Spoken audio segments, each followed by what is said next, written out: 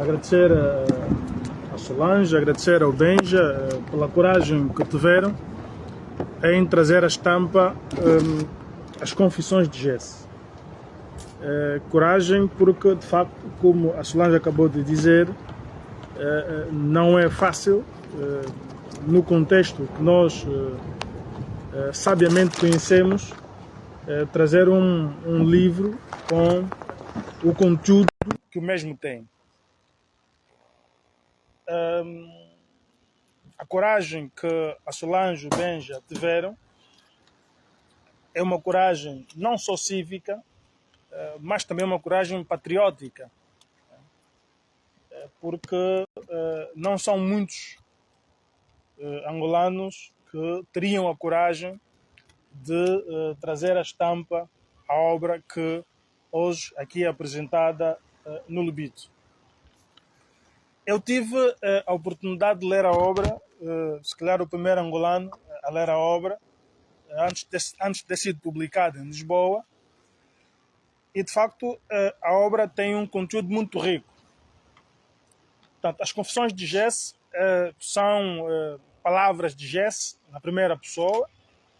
Portanto, é o espírito de Jesse que traz-nos aquilo que é a sua visão, aquilo que é, no fundo, todo um percurso da sua vida. Desde a altura em que entrou para a guerrilha, factos que aconteceram antes da independência, antes de 75, factos que ocorreram durante o período da independência e também depois da independência. Portanto, há factos que, como poderão observar na obra, que eventualmente já são conhecidos, né? E outros, não digo eventualmente, não eram mesmo conhecidos. Mas mesmo os factos que eram conhecidos não têm o pormenor com que agora a obra traz reveladas pelo espírito de Jesse. Uma nota que eu tenho sempre estado a realçar tem que ver, por exemplo, com o 27 de maio. Há muita obra tanto escrita em relação ao 27 de maio, quer em Angola, quer no estrangeiro, mas há pormenores que a obra tem claramente que nunca foram antes escritas nem ditas por ninguém. E a razão é muito simples, né? Jesse, como sabemos, foi o responsável da comissão de inquérito que tinha sido criada para averiguar tanto o que estava-se a passar no próprio partido MPLA antes do 27 de maio e depois, naturalmente, durante os acontecimentos e após os acontecimentos. Ora, e não há dúvida, ter o testemunho, ter a confissão na primeira pessoa de quem era responsável da comissão de inquérito criada para investigar os acontecimentos do 27 de maio, ou seja, o porquê dos desentendimentos que estavam a ocorrer na altura dentro do partido MPLA, não há dúvidas que são factos, são depoimentos, são confissões inéditas, porque são ditas por quem de facto conheceu os problemas de dentro e de fora. Mas a obra, Jesse, nas suas confissões, também não se limita somente a abordar questões relativas a Angola. É interessante que Jesse também faz uma espécie de autocrítica e uma espécie de desabafo, e ele próprio não percebe o subdesenvolvimento, o atraso que o continente africano está votado. Portanto, ele pergunta-se várias vezes, tanto quando faz as confissões, não consegue compreender como é que um continente como a África, um continente rico, mas não consegue sair do subdesenvolvimento, não consegue sair da miséria, mesmo depois de todos os países terem alcançado a independência. E ele diz que o problema reside no egoísmo, na ganância dos líderes desses países. Portanto, se os líderes, os governos desses países, os países africanos, não fossem egoístas, não fossem gananciosos, ele entende que a África devia ser um continente diferente. Portanto, é uma visão que ele tem em relação àquilo que é o problema atual da África. E em relação a Angola, também é claro, nas confissões que faz, em apontar dedo à má governação, e ele próprio assume isto, como também sendo responsável do estado da arte em que estamos, portanto, como uma das grandes causas da miséria, da estagnação em que o país se encontra. Portanto, a obra tem vários factos, várias confissões, são 192 páginas, são 85 confissões, portanto, de vários factos, de vários acontecimentos que ocorreram, quer antes da independência, quer durante a independência, quer pós a independência, e como sabem, Jesse governou Angola durante 38 anos. E não há dúvidas que quem governa um país durante 38 anos é conhecedor de muitos dossiês e se calhar até das reais causas em que o país se encontra. Portanto, o que chama a atenção, se me permitem, é no fundo, sairmos um pouco da discussão formal da obra. Ou seja, da avaliação que faço, tem sido muito posto em causa a forma como as confissões foram trazidas a público, que é o facto da obra ser uma obra psicografada. Mas a psicografia não é algo de outro mundo. Portanto, não é coisa que não exista, ou não terá existido, ou nunca terá existido antes. Portanto, a psicografia é uma forma normal de comunicação entre os espíritos e as pessoas vivas. Portanto, é preciso, quem é cristão, não só,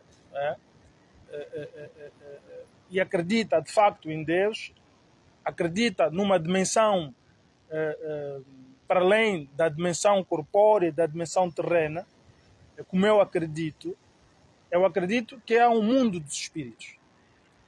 E também acredito que esses espíritos se comunicam com as pessoas vivas. Portanto, não são os mortos que se comunicam, mas sim são os espíritos que se comunicam.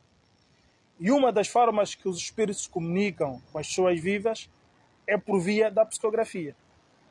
A psicografia é uma dessas vias de comunicação entre os espíritos e as pessoas vivas.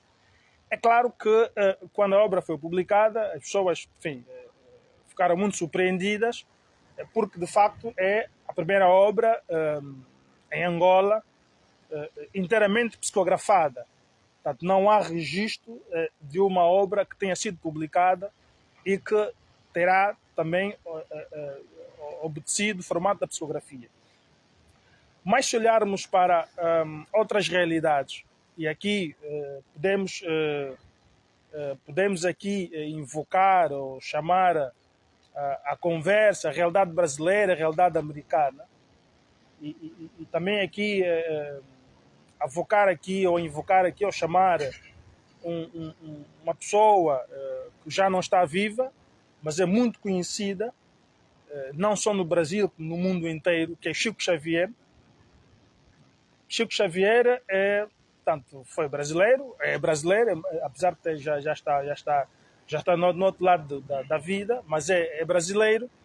E Chico Xavier tem mais de 400 obras, e todas elas psicografadas. E as obras que ele escreveu também tenham sido postas em causa, se de facto a informação que nela constavam era verídica ou não, porque eram obras totalmente psicografadas. E essas obras foram provadas cientificamente que o conteúdo que elas continham era um conteúdo verdadeiro, era um conteúdo verídico. Portanto, a psicografia é, no fundo, um modo científico de comunicação entre os espíritos e as pessoas vivas. E digo científico por quê? Porque esta comunicação entre os espíritos e os vivos acontece mesmo até na nossa realidade cultural, na nossa ancestralidade angolana e até africana. Há esta comunicação entre os espíritos. Nós, por exemplo, estamos aqui no Lubito, eu não sou de Lubito, mas volta e meia ouço que há a festa, acho que da Restinga ou do Lubito, e culturalmente faz um ritual que é dar comida ou às sereias ou à Bahia, invocando espíritos. Portanto, não está a pôr em causa o conteúdo do ato, mas é a crença que as pessoas têm ao fazer esse ato cultural. Elas acreditam que existem espíritos. Portanto, acreditam piamente que as pessoas não morrem. Que as pessoas não morrem. Mesmo ou se morrem, morre o corpo, mas a alma, o espírito, nunca morre. E continua vivo numa outra dimensão. Portanto, é isso que os leva a fazer esses atos rituais. Quem estudou ciências sociais, quer no ensino médio, quer na nível de licenciatura, creio que conhece um livro muito conhecido, que é o livro do padre Raul Altuna, que é Cultura Tradicional Banto. Portanto, o padre Raul Altuna, neste livro Cultura Tradicional Banto, retrata efetivamente um conjunto de situações ligada ao mundo dos espíritos e ao mundo material. Fundamentalmente desta ligação que os povos bantos têm com o mundo dos espíritos, com o mundo além. No entanto, não é coisa de outro mundo.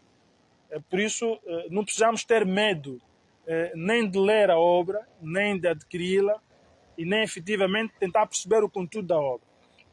E para quem é cristão, por exemplo, a própria Bíblia, é um manancial repleto de muita comunicação psicografada.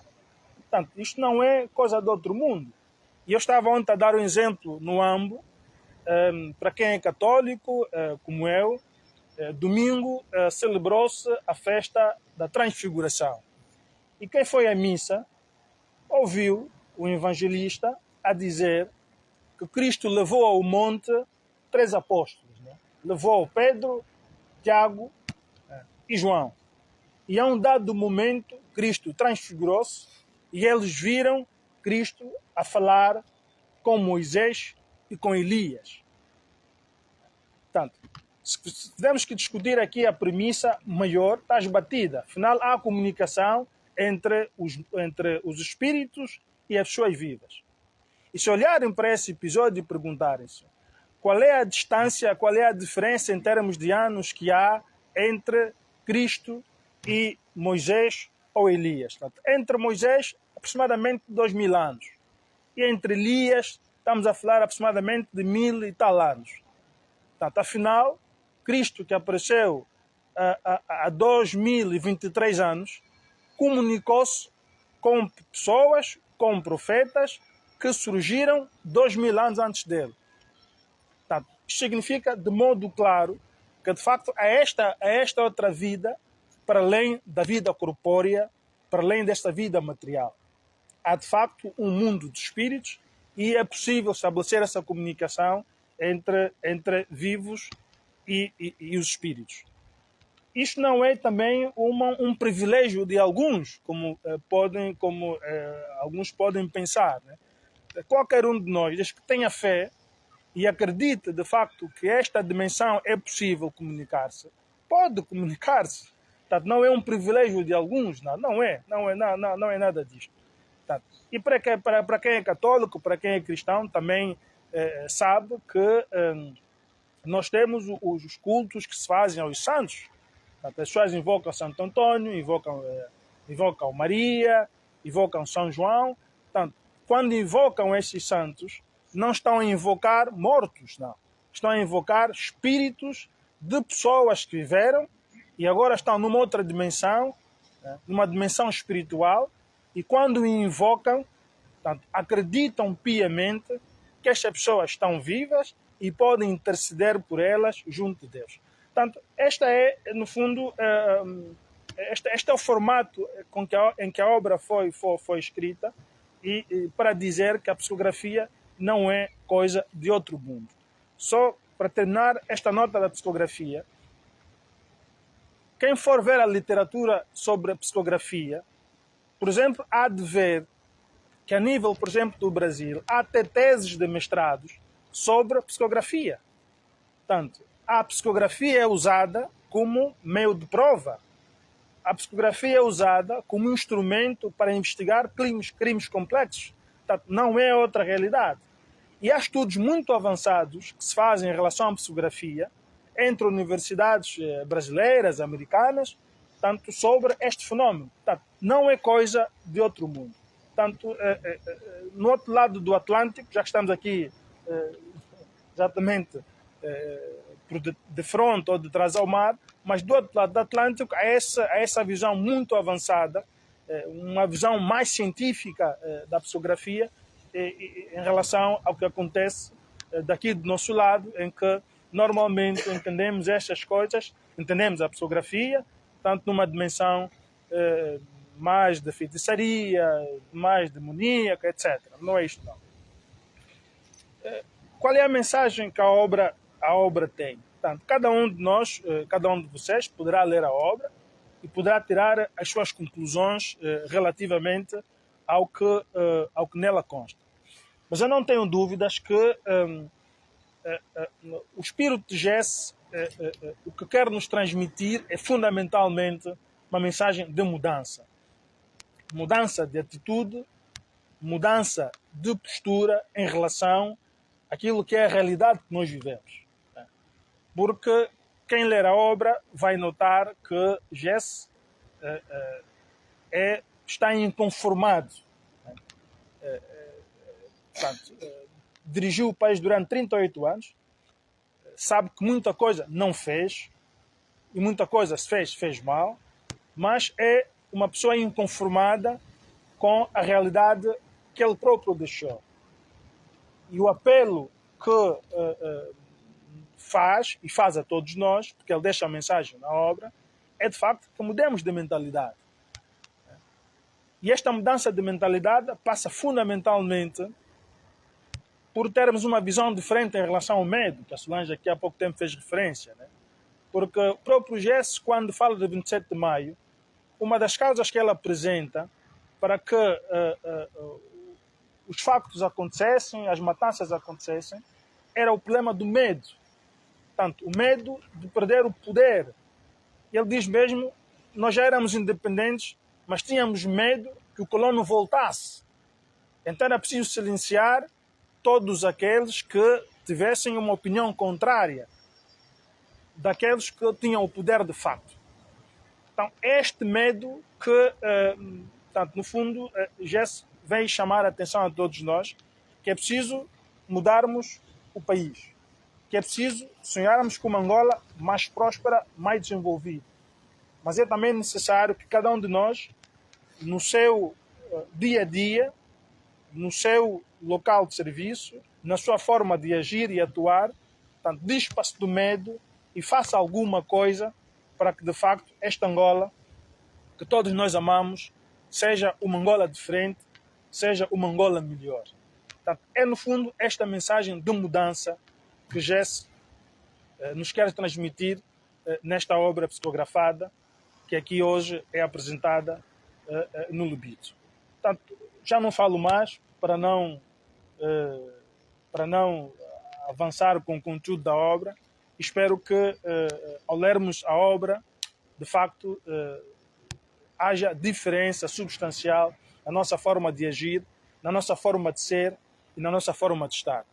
Muito obrigado. Muito obrigado, Lula, por esta viagem. Muito obrigado a todos também por aqui estarem. vou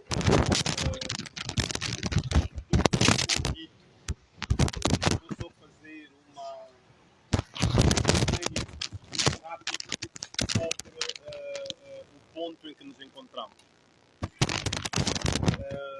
Preparado para quem tem a obra, duas notas hão de ter com ela. Primeiro, a obra apresenta falhas consideráveis, por exemplo, na pontuação. Apresenta erros de concordância em alguns textos. Vamos perguntar, mas o que é que aconteceu com isto? É todo um processo de dificuldades que nós próprios chegamos até aqui para tentar compreender isto.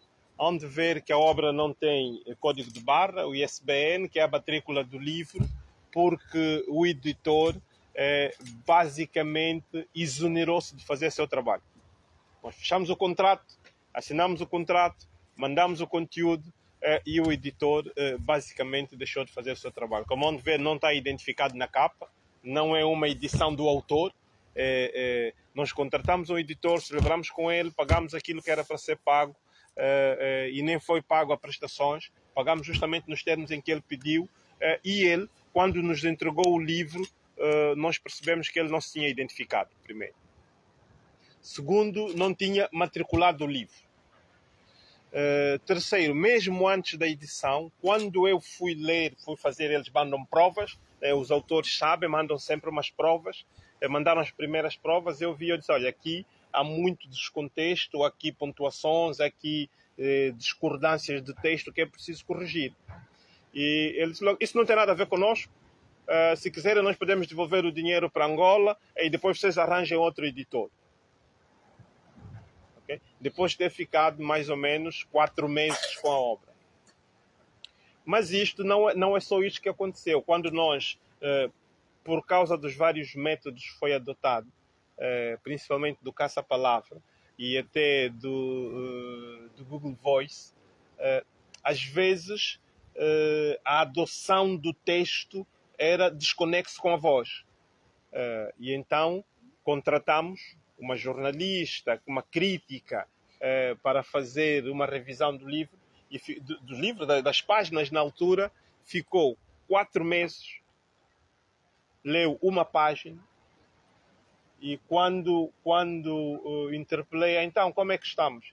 Sabe, se calhar é melhor, eu também não estou muito confortável, vocês estão mesmo à vontade em publicar isso, não tem nada a ver consigo. Nós fizemos um contrato, eu já lhe paguei 50% do valor, faça a revisão que tem que fazer, manda-me isso de volta. Não, está a ver, se calhar é melhor, olha, faça o seguinte, manda-me isso de volta.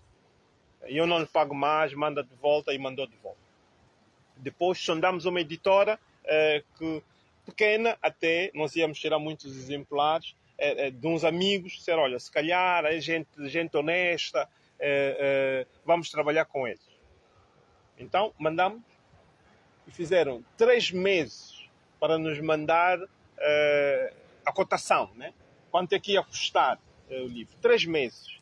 E no final, não só não mandaram a cotação, nem da edição em inglês, da edição em português, não mandaram a cotação da edição em inglês, nem da edição em francês. Literalmente. Recebemos, depois fomos parar nesta, né? Que é grande, tem nome. Quando eu lhes interpelei, olha, então, repare, vocês são uma editora grande, têm nome, são internacional. Como é que vocês iriam permitir que um texto saísse com a vossa chancela com erros? Né? Por quê? Isso mete em causa o vosso prestígio. Não, isto não tem nada a ver connosco. Está bem. Não vamos devolver. Tem que contratar uma revisora à parte. Ótimo. Então, para evitar confusão, para não entrar em litígio, porque nós estávamos a perceber que havia aqui uma série de constrangimentos para a obra não vir à estampa.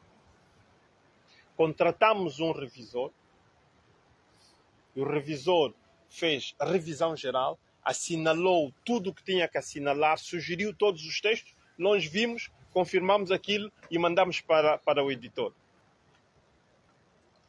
Não é que o editor tirou o texto, tirou o livro, sem ter assumido nenhuma das sugestões que a revisora tinha feito. Só assim é que se percebe que eles não adotaram, não chancelaram o livro e não fizeram a matrícula. Né? Não tem o registro ISBN da obra. E nós percebemos, porque já tínhamos feito, como a Solange disse, já tínhamos feito vários estudos para perceber. Eu fui dos primeiros interessados a tentar perceber o que é que acontece e como é que, de facto, ignorando uma determinada realidade, ela pode ser contra nós. Ok?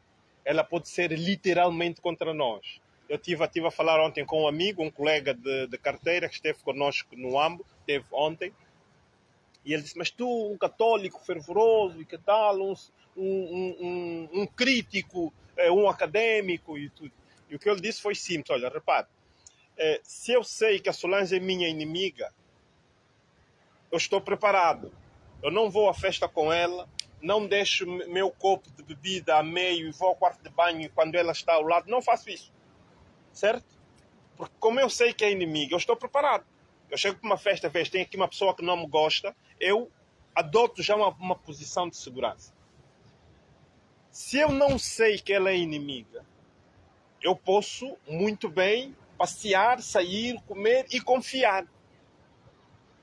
Este é o pior erro. Porque se eu não sei, se eu ignoro a relação de inimizade, eu estou a correr muito mais riscos do que conhecendo uma pessoa. E é de facto isso que nos acontece. Como nós ignoramos essa realidade, nós estamos expostos a este risco. E nós já percebemos isso. Então percebemos todas as dificuldades que estávamos a passar. Mas lá tiramos o livro, assumimos isto. Aliás, quando recebemos o livro, lemos imediatamente e percebemos que as revisões não tinham sido feitas e nós tínhamos que decidir. Né? Se eu tenho 7.000 cópias tiradas para espalhar por toda a lusofonia, por todo o mundo, e eu dizer assim, bom, vou mandar isso tudo para o lixo para tentar refazer, eu estava a comprar um litígio judicial com o editor que me ia levar anos. E se eu me focasse a discutir o jurídico, a obra não viria. Okay? Então tomamos a decisão, olha, vamos levar assim como está, enquanto damos sequência noutros processos. Quando dissemos que a obra vinha para Angola, aliás, quando apresentámos foi a histeria toda que veio a público, o entusiasmo, a histeria e os xinguilamentos e tudo o resto. Mas nós apressamos justamente a contactar. Temos uma livraria com quem temos uma relação de proximidade muito grande. Arranja com teu editor, com teu despachante, traga cá os livros, depois acertamos. Tudo bem. E falou com o despachante. E num dia eu estava a caminho da universidade e ele liga-me. Doutor Benja, que tal? Pode falar? Eu disse, posso. Olha, vou meter aqui em viva voz, estou com o despachante. Eu disse, ok, mete em viva voz. O despachante, bom dia, doutor. Eu disse, bom dia. Olha, estás a ver? É que o código aduaneiro proíbe a entrada de produtos contra a moral e contra o ambiente. Eu disse, olha, calma. Não me dê aulas sobre o código aduaneiro. Ok? Vou fazer duas perguntas. A senhora é cristã? Sou cristã. Confia em Deus? Confia em Deus. Tem medo? Não tenho medo. Então, é assim, vamos fazer o seguinte. Se a senhora não está confortável com o processo de importação dos livros, devolva os documentos. É verdade, não estou mesmo confortável. Então devolve os documentos, não me dá ladainha nenhuma. Ok? Não quero ouvir as suas ladainhas. Ela, está bem, é o que eu vou fazer, e devolver os documentos. Eu, imediatamente a seguir, falei com outro despachante, disse, dá-me cá as coisas. E na altura em que estávamos a discutir, estava-se a precisar de uma guia, né? Para a mercadoria ou embarcava ou não embarcava no navio, dentro de 30 minutos, né? E ela me está a vir com essa ladainha. O outro despachante tirou aquilo na hora e trouxe. Mas ela não se ficou por aí. Como ela tem uma relação com a livraria privilegiada, andou a ligar para o homem. Olha, é melhor se desvincular disto. E já lá em cima já disseram que vai correr muito mal. Deixa estar, saia disso, não te envolvas e não sei quanto. Mas como é que eu não me vou envolver se a importação está a ser feita em meu nome? Está a ser feita em nome da minha empresa. Mas o que é que eu faço? Okay? E eu só lhe disse, olha, fica calmo, fica tranquilo, não tenha medo, siga adiante, né? Siga o processo. Né? E o outro despachante tirou os livros, chegaram, aliás, no Porto, tirou, ninguém questionou, ninguém perguntou. Aliás, as taxas que ela estava a dizer que iam ser pagas, adicionais ou coisa parecida, não aconteceu absolutamente nada. Os livros foram desalfandegados e foram entregues no local, no armazém da empresa. É ponto final. Ok. Pronto. E acabou a saga de ter os livros em Angola. Mas continua a saga de não lermos a mensagem e de matar o mensageiro. E foi então tudo aquilo que nós vimos. O mensageiro completamente morto. Todos os dias tenho ataques no Facebook, todos os dias, no chat, né? Tenho ataques todos os dias. E pronto. E nós percebemos o quê? Na vida, né? No fundo, temos aqui uma lição de vida. Quando nós estamos no caminho certo, as dificuldades são maiores. Okay? As dificuldades são maiores. Quando nós estamos focados num determinado sentido, as dificuldades são exatamente maiores. E são as dificuldades que nós passamos e nós trouxemos o livro à estampa. E o que é que podemos dizer sobre ele? Né? Já foi dito. É importante que cada um de nós possa ler e possa perceber, possa compreender, possa interiorizar. Aliás, o jornalista no AMB perguntou-me se não tive problemas com a igreja que pertence, se não teve problemas com não sei quantos, como é que foi recebido, mas havia de ser recebido como, né? Nós somos um país livre, né? As pessoas têm liberdade de pensar, liberdade de escrever, liberdade de ser e de estar. Né? Quer dizer, eu se vou à minha paróquia, né, e está aí o nosso eterno pároco, ninguém me vai dizer, olha, saia da paróquia porque o senhor escreveu ou teve a organizar um livro psicografado. Né? Não faz sentido absolutamente nenhum.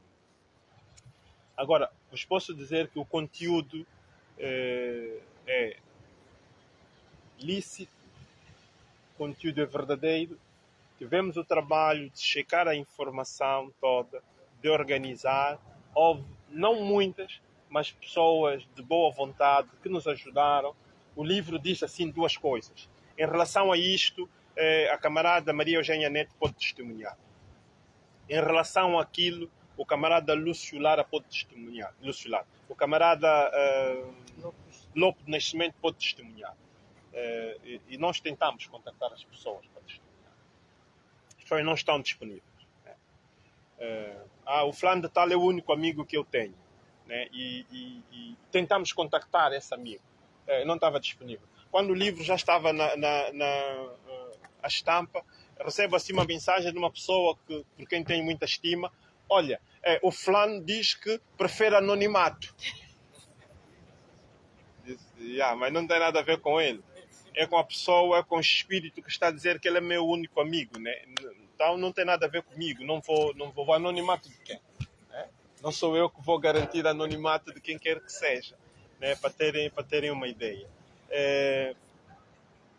Mas checamos a informação e de facto o que mais surpreendeu neste processo de psicografia das confissões de Gés é quando Gés diz, já tinha dito em relação a duas pessoas, Maria Eugênia e Lopo de Nascimento. São pessoas que nós conhecemos, estão aí em Luanda, com 2 telefonemas, conseguimos chegar a elas, conseguimos falar com elas. Mas quando ele diz, em relação a isto, o camarada Agostinho Neto pode testemunhar. E, bom, Agostinho Neto morreu em 79. Vai testemunhar em 79? E em relação a isto, o camarada Jonas Savimbi pode testemunhar. Bom, Savimbi morreu em 2002. Será? Não será? Pronto, eu disse só, olha, vamos avançar e quando chegar à altura vemos o que é que acontece. E, de facto, quando chegou a altura, aconteceu, realmente. E quais eram os factos que ele queria que testemunhasse? É uma coisa que a mim custa sempre muito caro, a todos nós, né? Porque todas as famílias foram afetadas. É o problema da guerra após a independência. O que ele diz basicamente é: eu, enquanto filho político de Agostinho Neto, é esse nome que ele se atribui, considera Agostinho Neto como um pai, enquanto filho político de Agostinho Neto, acidentalmente tive contacto com um acordo que Agostinho Neto tinha celebrado antes dos acordos de Alvor, em como o governo português, na altura de transição, iria atribuir poder ao MPLA. Ponto. Diz: eu vi este acordo. Maria Eugênia Neto pode testemunhar, se quiser. E Agostinho Neto pode testemunhar. Okay. Eu vi este acordo, dizer. E quando chegou a vez do Agostinho Neto, disse: sim, o acordo existia. Eu assinei o acordo. Então, por que é que foi a Bicesse? Por que é que foi a Alvor? Palavras dele: para ganhar tempo. Para ganhar tempo enquanto nos organizávamos para assegurar que iríamos conseguir governar sem os outros dois partidos. Né? Sem a FNLA e sem a UNIT. Bom, a partir daí, isto nós não sabíamos. O que nós sabemos é que a independência foi proclamada em sítios diferentes e que daí surgiu uma guerra que nos trouxe até 92, que nos levou até 2002. Né? Com todas as consequências que isto acarretou. A pergunta é: imaginem nós, todos nós, imaginemos nós, se Alvor fosse respeitado. Não teríamos guerra. Teríamos cá todas as pessoas, até as que morreram em 77, no massacre, teríamos cá todas e Angola efetivamente seria outra. Okay. Literal. Há outro facto que eu apontei ontem, porque quando o GES terminou a narrativa, desafiou-nos: façam perguntas interessantes. Das primeiras perguntas que fizemos foi, e nós perguntámos a outras pessoas, pedimos às pessoas: se tivesse a oportunidade de fazer uma pergunta ao GES, a GES, qual é que faria? E as pessoas mandaram-nos as perguntas. E nós fizemos essas perguntas. Uma delas é sobre a morte do Fulupinga Alan Vitor. O que ele diz é: sim, senhor, assumo, porque, como sabem, nós não queríamos ter outro Savimbi. Tínhamos que tomar todas as medidas para que não tivéssemos outro Savimbi. Foi por isso que Fulupinga Alan Vitor foi morto. E nisto, os filhos de Fulupinga também contactaram-nos depois de ter contacto com a obra e explicaram-nos efetivamente a odisseia que eles passaram. Aliás, o tratamento VIP que tiveram para sair de Londres para Angola para participar no funeral do pai, e a odisseia que foi a vida deles, o trauma que carregam até hoje para regressar a Londres. Porque para vir, a embaixada cooperou, o voo presidencial foi-lhes buscar na Namíbia, foram ao funeral, encontraram entidades protocolares à espera no aeroporto, foram ao funeral. Depois do funeral, ninguém lhes atendeu.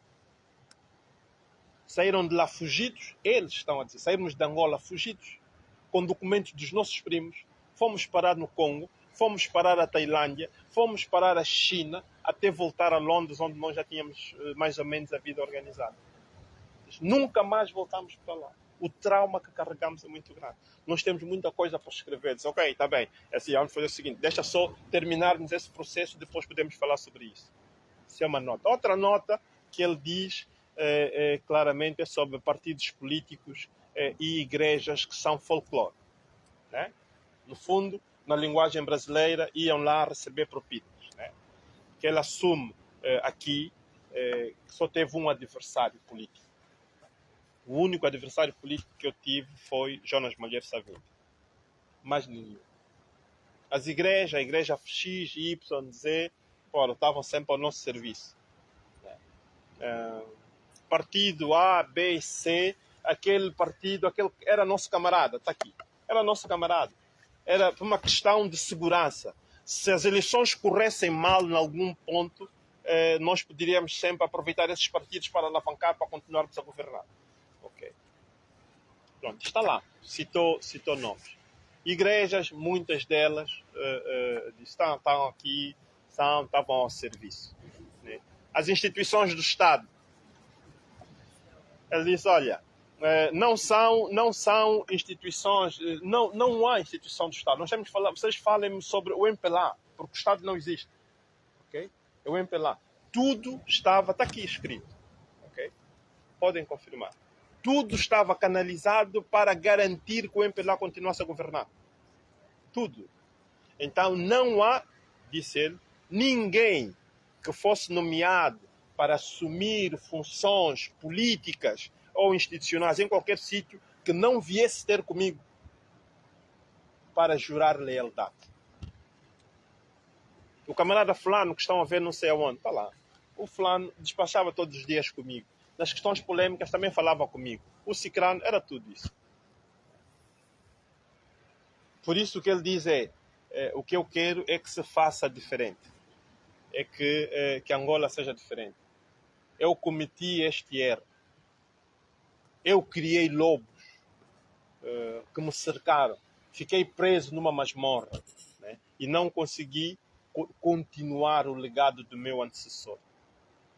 Por isso mesmo, o que eu peço é que vocês que ficaram possam fazer diferente. Né? E pronto. Mas, como estão a ver, é difícil, né? É difícil fazer diferente. Né? Como podem ver, o livro em Lisboa, muitos cidadãos nossos, concidadãos, estiveram lá, estiveram firmes, estiveram lá, ficaram 2, 3, 4 horas à espera para adquirir o exemplar. E o que acontece em Angola é que estamos todos a fugir, né? Estamos todos a fugir, né? Ninguém quer estar vinculado, né? Ninguém quer ser rotulado de ter estado, de ter aparecido, de ter feito. Pronto, é o modelo que nós temos. É o modelo que nós temos. A obra traz uma mensagem clara de conexão íntima entre a realidade física e a realidade espiritual. Sim. Vamos falar, vou deixar aqui, falarmos sobre isso, depois vamos fechar com esta mensagem, mas a obra traz essa conexão íntima. É impossível, de facto. Como nós temos estado a dizer, as pessoas ficaram muito assustadas, muitas delas, só de perceber que afinal a morte não é o fim. Mas isso todos nós já sabíamos. Só que compreender isto como uma ladainha é uma coisa. Né? Agora, perceber que uma pessoa que morreu, afinal, é só o corpo que morreu porque espiritualmente está vivo, está em algum sítio, está em algum local sombrio, como ele diz. Né? As pessoas ficaram completamente assustadas, porque afinal, tudo aquilo que nós fazemos até na calada da noite ser-nos cobrado. Né? Gés era uma pessoa extremamente poderosa e acabou como acabou. Mas vou ficar por aqui, vou deixar, se quiserem fazer algum comentário, colocar alguma questão, dar algum contributo, né? Estejam completamente à vontade. Isto aqui está frio, acho que tem aí, ofereceram-nos um chá. Tá? Se alguém quiser tomar um chá também. Eu vou tomar antes das perguntas. Né? Eu vou aproveitar para tomar um chá. Mas podemos, estamos à vontade. Tá bem, vamos fazer um intervalo, se calhar tomamos um chá e tudo mais e voltamos.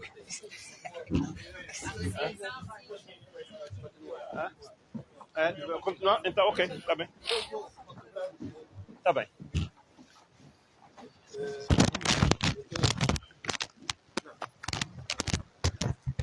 Boa tarde, doutor Benja. Boa tarde. Boa tarde. Não me lembro do nome da casa. Boa tarde a todos. Portanto, eu conheço o doutor Benja. Aliás, o doutor Benja já me defendeu num processo. E que eu fui condenado a 2 anos de cadeia pela suspensa, depois de ter sido absolvido pelo Tribunal Provincial do ano. E foi exatamente pelo Tribunal Supremo que fui condenado no recurso solicitado não obrigatoriamente, né?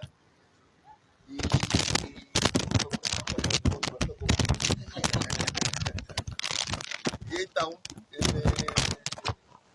o doutor Benja Satula ainda apontou, mas vamos recorrer. Eu disse, não, doutor, não vamos nos chatear mais com isso, deixa só. E então fiquei pelo tribunal, né? Fui condenado ao Tribunal Supremo, né? Está escrito pelo punho do próprio presidente do Tribunal Supremo naquela altura, pena de prisão de 2 anos e o pagamento de $5.000 de multa. Ter esta questão aí que eu queria referir, por ter considerado o presidente José Eduardo dos Santos como ditador. Está bem? Por ter considerado o presidente José Eduardo... Quer dizer, fui absolvido de tudo bem. Depois do processo estava lá exatamente isso. Mas o Tribunal Provincial de Luanda ignorou o facto do jornalista ter considerado o presidente José Eduardo dos Santos como um ditador. Isso é o que está lá na sentença, no acordo. Que eu guardo até hoje para um dia mostrar aos meus filhos essa verdade. Portanto. E é exatamente aquilo, a tal cultura do medo. E foi, vejam só o caricato. A minha intervenção como jornalista foi num caso mediático como defendi um general Miala. Eu, crítico do sistema, defendi o general Miala. Mas eu não defendi o general Miala como servidor do Estado, afeto à segurança do Estado. Não. Eu estava a contrariar a forma como o próprio poder estava a tratar o seu servidor, detentor de grandes segredos. Ele e outros, por exemplo. Eu dizia, quer dizer, que por debaixo deste poder havia um outro poder, eu que escrevi. Havia um outro poder no subterrâneo do poder que mandava mais do que aquele poder que a gente via. E eu fui condenado por isso. Depois viemos todos a ver que era verdade, afinal. Eduardo morreu, depois viemos, ficamos a ver mesmo, quer dizer, que havia ali, ou há ainda outros poderes para além daquele poder. Eu entrei para o jornalismo com cerca de 17 anos e exatamente acompanhei ainda um período em que o Agostinho Neto foi presidente e pelo Jornal de Angola eu fui o jornalista que acompanhou o Zé Eduardo Santos na primeira viagem dele internacional, que foi a Moçambique, numa reunião da linha da frente à Beira. Um dia também vou escrever um livro, quando tiver tempo. E então, quando vocês estão a fazer a apresentação do livro em Lisboa, eu estou a seguir viagem no meu carro para Luanda e estou a acompanhar via internet aquilo. Mas eu já estava, até no quadro da relação que tenho consigo, que é boa, felizmente, eu estava a acompanhar já aqueles seus posts. Foram para aí 2 ou 3. Depois, nas redes sociais, continuaram a publicar partes do livro. E eu, vou dizer com muita franqueza, no quadro daquilo que são os meus princípios, eu sempre me recusei a comentar aquilo que estava a ver. Por quê? Porque eu gosto de ler e sou viciado na leitura mesmo. Eu queria ter o livro e vou lê-lo com muito gosto, com muito prazer, para perceber isso. E deixa-me dizer também que eu, após o afastamento do presidente José Eduardo Santos, que eu digo aqui, reafirmo, porque eu escrevi isso quando soube da morte dele, que eu sempre fui crítico em relação ao seu exercício, mas sempre o critiquei com respeito, com lisura. Porque ele fez coisas mais, sim senhor, fez, mas também fez coisas boas. E depois nós na África temos o princípio de respeitar os mortos. Respeitar os mortos. E então no quadro desse princípio eu continuarei a respeitá-lo ainda. Apesar dos pesares. Apesar dos pesares. E então quando ele se afastou, quando eu o vi, e é engraçado ainda ontem na internet, estava a procurar algumas coisas e vi a imagem do Zé Eduardo dos Santos no avião da TAP, a embarcar no avião da TAP. Vejam bem, o homem que dirigiu este país saiu de Angola no avião da TAP. E a última fotografia dele é na porta do avião a assinar. Foi ontem ainda, coincidência, que eu consegui essa fotografia. E eu estava a acompanhar a transmissão em direto, por via internet, no tabuleiro do meu carro. Não, até Clérice, sempre me recusei a sério aqui. Quando ele embarcou, a primeira coisa que eu fiz foi contactar o Sindica do Colo, de quem eu fui também amigo. E digo-vos com toda a sinceridade, admirador dele. Aquele jovem era um jovem extremamente inteligente. E abordei com ele muitas questões profundas sobre o panafricanismo. Era de uma visão, aquele jovem, que só quem conviveu com ele sabe. E tanto é assim que mesmo à distância eu fui convidado para ir ao velório que foi organizado em Luanda.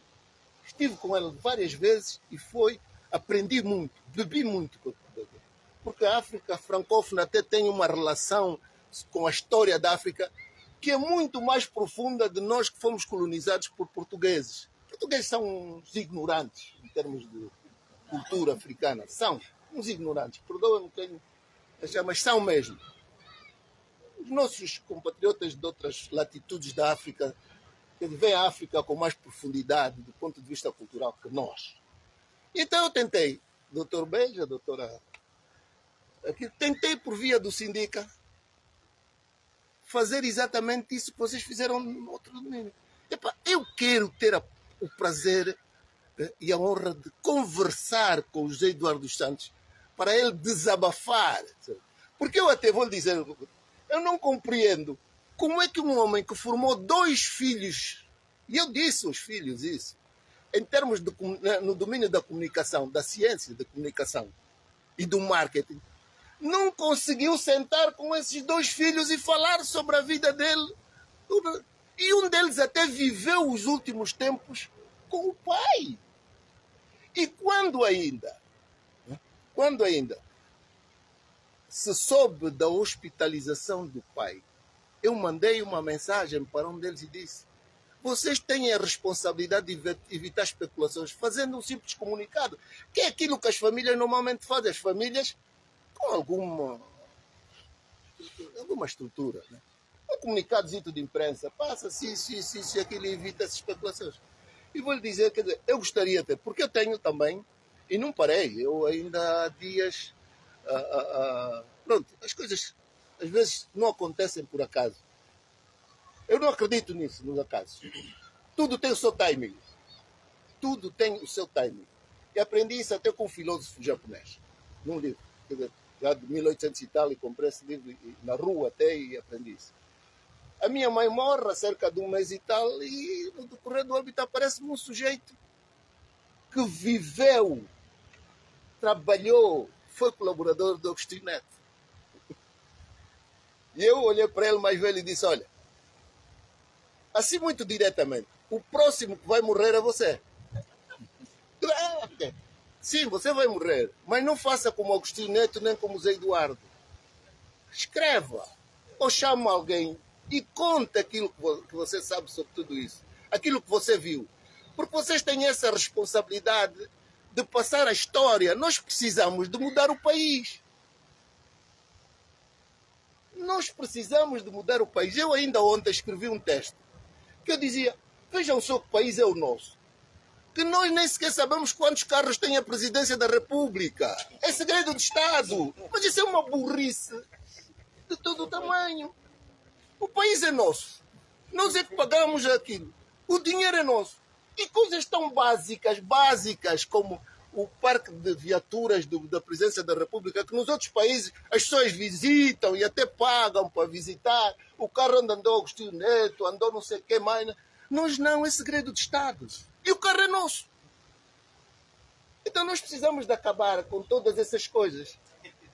Precisamos de acabar com todas essas coisas. Doutor Benja Satula e doutora Solange, eu tenho também muita coisa sobre isso. Aliás, eu como jornalista também fui colecionando informação.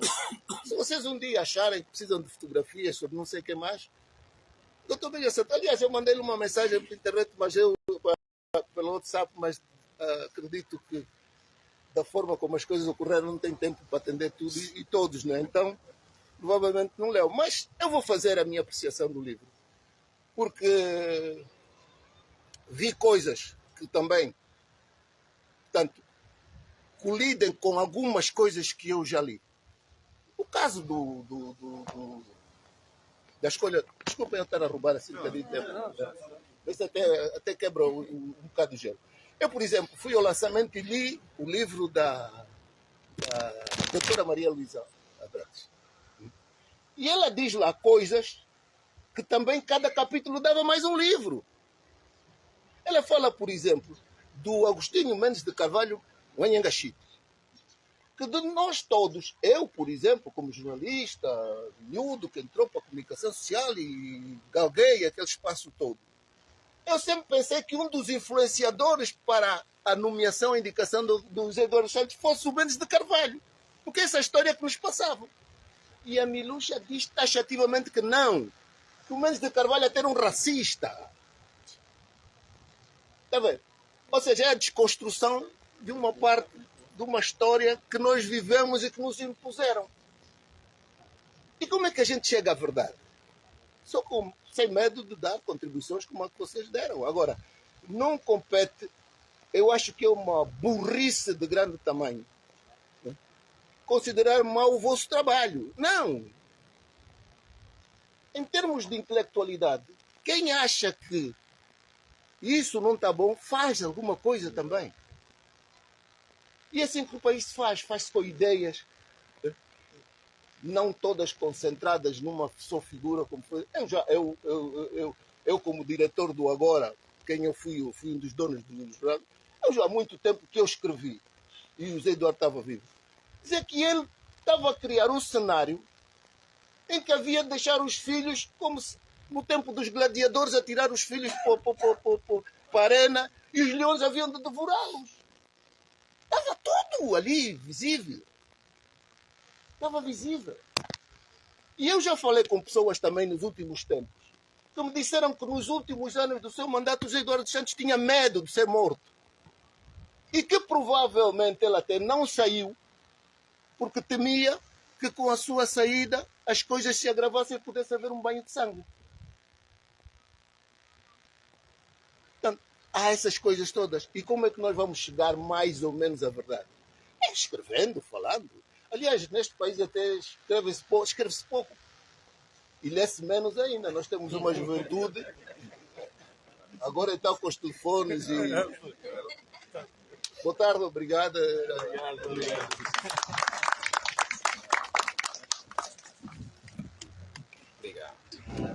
Muito obrigado, caro Alex, meu grande amigo. E claramente eu vou explicar, vou fazer a apreciação da obra, podermos partilhar, porque há muita coisa por explicar, aliás, a olharmos aquele nosso processo, como começou e como terminou, e olhando agora para as coisas como estão. Lembra-se que até a nossa abordagem aqui punha-se o princípio da territorialidade do CRI. Exatamente. Ou seja, para o poder via conveniência, deve ser julgado em Ruanda e não no local onde eu vivia e onde eu cometi o crime. O suposto crime, que era no livro. E fui mesmo.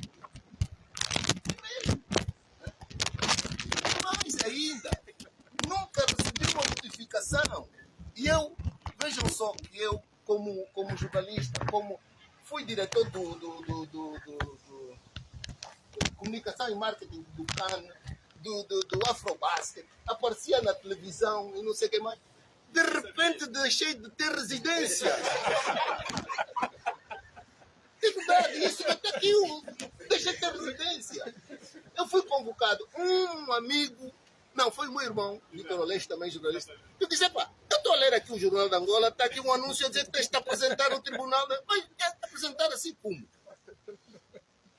apanhei o avião, fui para Luanda, tenho um irmão jurista também, foi comigo. Eu perguntei, mas e se eu não me apresentasse aqui porque não recebo o jornal em Benguela? Não, nós íamos prendê-lo. Assim mesmo. Assim mesmo. E está aqui o doutor Benga Setúbal que digo. Quando me perguntaram, mas o que é que o senhor tem contra a justiça? O juiz. O que é que o senhor tem contra a justiça? Disse nada. Eu sou até membro de uma família que já produziu um ministro da Justiça, 2 procuradores e tenho 2 sobrinhos juristas e um irmão que também era procurador. Como é que eu posso ter alguma coisa contra a justiça se eu vivo no meio deles? Está vendo? Então é isso que eu acho que nós, quer dizer, não podemos pedir pessoalização das coisas. Não pode. Se cometer o crime, paga por ele, sim senhora. Muito obrigado. Mais alguma questão?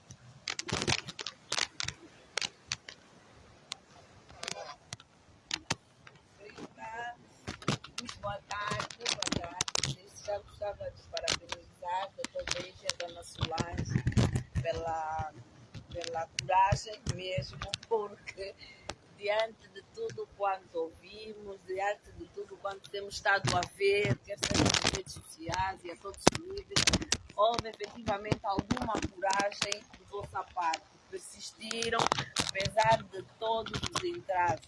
Entretanto, pese embora o Dr. Bangula tenha dito que o ideal seria nos atermos efetivamente no conteúdo do livro e não propriamente no formalismo com o qual foi seguido para que fosse escrito, entretanto, as minhas questões, com todo respeito, irão prender-se essencialmente na questão do formalismo. Digo isso por quê? Porque, e como disse muito bem a Dona Solange, a questão da psicografia é um cenário relativamente novo na nossa sociedade. É novo, pese embora tenha dito que sim, nós sabemos que tem o relato da Bíblia, conforme disse muito bem o Dr. Bangula, tem a questão de que todos nós sabemos, pelo menos os católicos sabem que para além depois da morte, a vida, não é? Há questões espirituais em torno disso, isso é inolvidável, disso ninguém foge. Mas a minha questão prende essencialmente no seguinte, inclusive eu estive aqui enquanto falava, por causa, como sabia que iriam falar várias pessoas, eu tive de fazer aqui uma nota e permito peço que me permitam fazer a leitura aqui. A minha questão é, falou da figura do guia espiritual. O guia espiritual é uma pessoa física ou, entretanto, é alguma entidade espiritual mesmo? É uma entidade que existe no mundo espiritual ou é uma pessoa física tal como nós? A primeira questão era essa. A segunda questão tem a ver com, tendo em conta o tamanho do livro, a minha questão é a seguinte: em quantas vezes, mais ou menos, terá-lhe aparecido Gés? Mas permitam-me que faça essas questões, são mesmo perguntas que durante esse tempo todo me foram vindo à cabeça.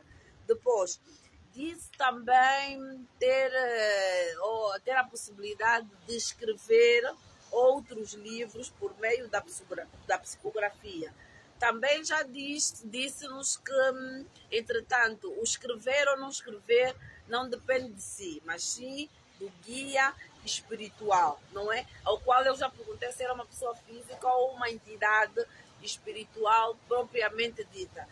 Quando lhe aparece, ou quando lhe encarna, não sei se esse é o termo, alguém lhe narrando determinados fatos, consegue ter a possibilidade de dizer, olha, quero escrever ou não quero escrever em função da orientação do guia espiritual. A outra pergunta tem a ver com a questão de ter nos dito também que Gés apareceu-lhe quando ainda estava em vida. Isso a mim acabou criando assim uma questão meio que contraditória, na medida em que durante a abordagem toda, e sobretudo a do Dr. Bangula, falávamos sempre na perspectiva de ser uma comunicação de espíritos de pessoas que já terão morrido com pessoas que se encontram em vida.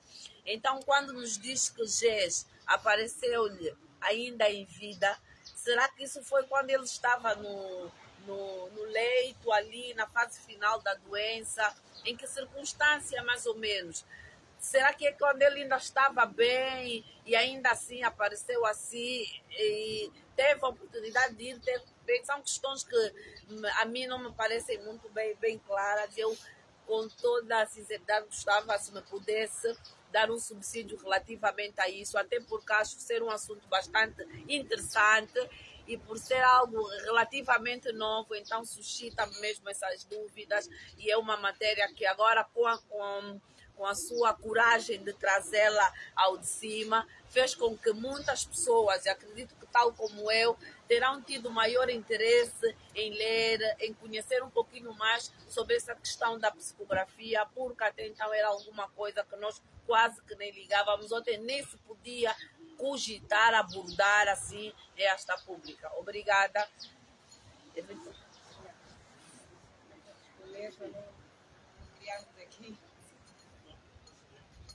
Não, vamos responder já, depois passamos para assim,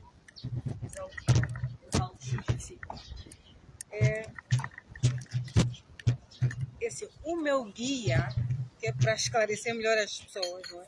Quando eu falo que todos nós temos um guia espiritual.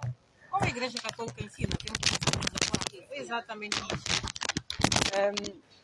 Mas há pessoas que estão cá na Terra, umas vêm em missão, outras vêm em expiação, outras vêm em provação.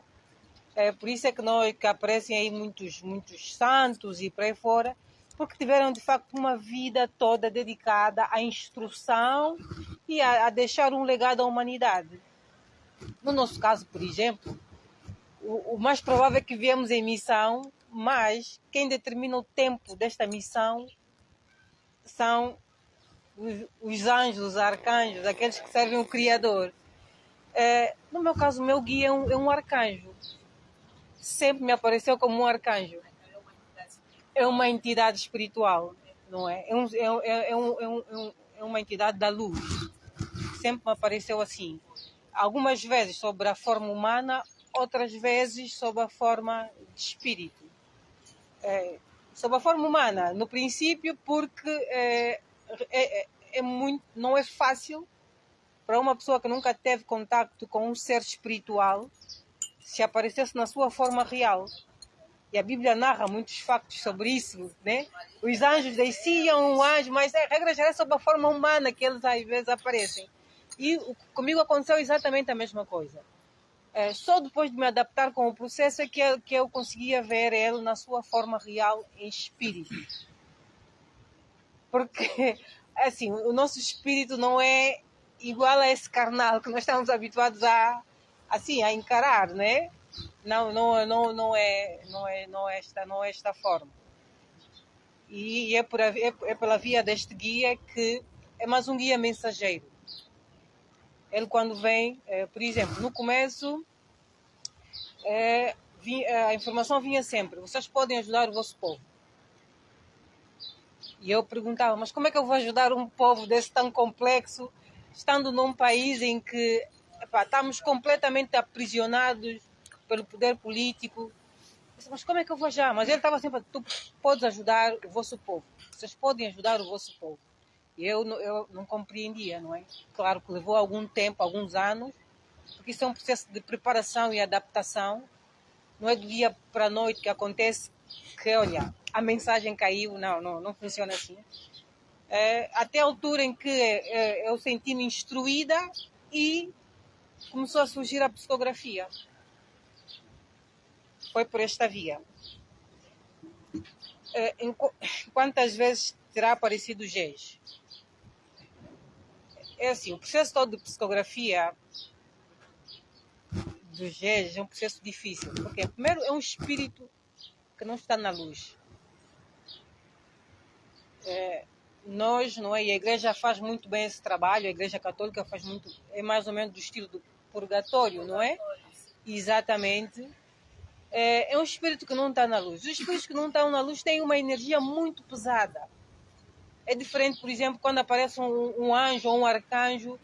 São espíritos da paz, com uma luz, com uma leveza. Pelo contrário, é como se nos libertassem deste mundo carnal e nos levassem para uma dimensão onde não há problemas nenhum.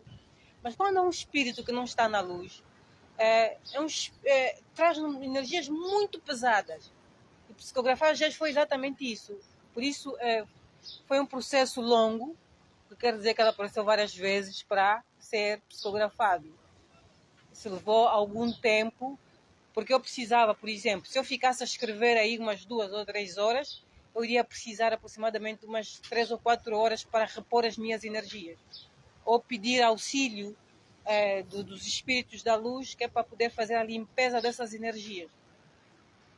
Porque, como ele diz, é um local sombrio, e eu sentia o sofrimento, a dor, a tristeza. E pronto, por isso é que ela apareceu várias vezes. Sim.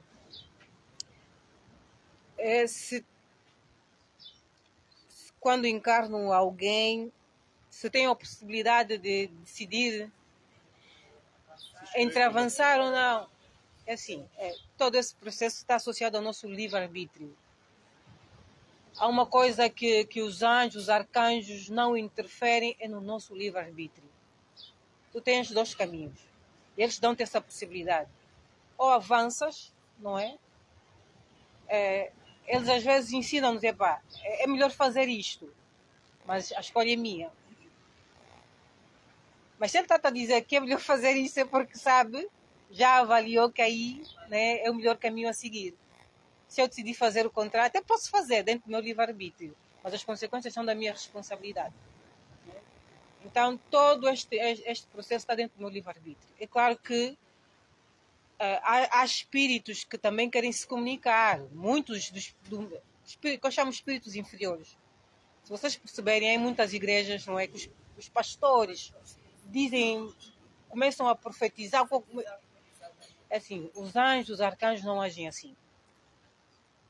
Eles não agem assim. E essas pessoas, regra geral, têm um nível de mediunidade. Só por isso é que esses espíritos inferiores conseguem lhes acessar e conseguem predizer coisas sobre a vida dos outros. Mas não são espíritos da luz. Regra geral, são espíritos inferiores, né, que estão aqui entre nós, que nós chamamos de demônios, satanás. Muitas vezes até se manifestam mesmo dentro da própria igreja. Caem. É mais ou menos assim. Então, nós também somos treinados a saber identificar estes. E, pois, porque os espíritos, regra geral, os que têm luz, eles aparecem com luz mesmo. E os inferiores não têm luz. A questão numa dimensão em que a luz, eles ainda não alcançaram o nível da luz. Porque isso é uma conquista, né? Em função do tipo, do estilo de vida que eu tive, se eu afastei-me da inveja, do orgulho, da vaidade, das paixões carnais, eu estou a trabalhar para o meu processo de evolução.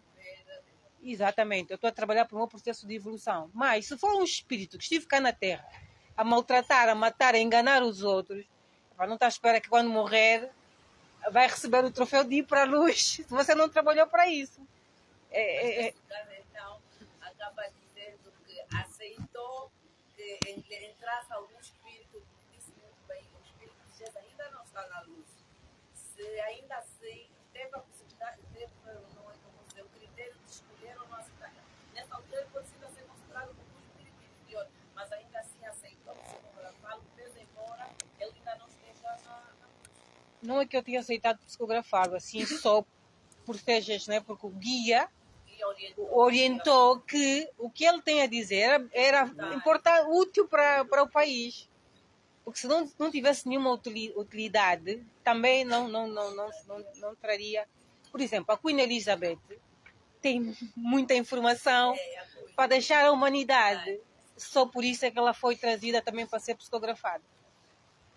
Mas via de regra, são espíritos que vieram com uma missão. Okay? Eduardo Chant, se nós acompanharmos o trajeto dele, e ele explica aqui a trajetória da juventude, sempre esteve lá e a dada altura o caminho dele cruzou com o caminho do Agostinho Neto. E ele sempre esteve lá. Não era ele a pessoa indicada, e a nossa história mostra isso, para ser presidente. Dentro da hierarquia que existia,